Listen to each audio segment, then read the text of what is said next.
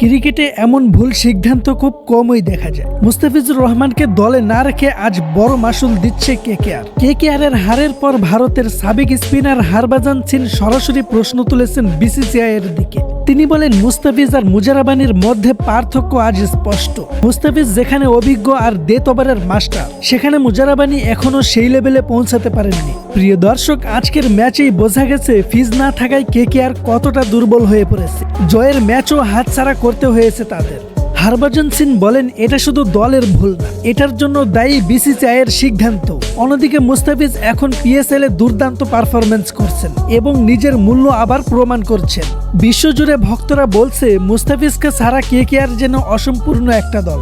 এমন পারফর্মারকে বাইরে রাখা কতটা যুক্তিযুক্ত, এই প্রশ্ন এখন সবার মুখে মুখে ঘুরছে।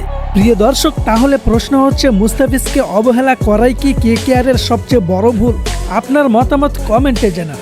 আর এমন আপডেট পেতে চ্যানেলটি সাবস্ক্রাইব করে রাখুন। আর যারা ফেসবুক থেকে দেখছেন তারা অবশ্যই ফলো দিয়ে রাখুন।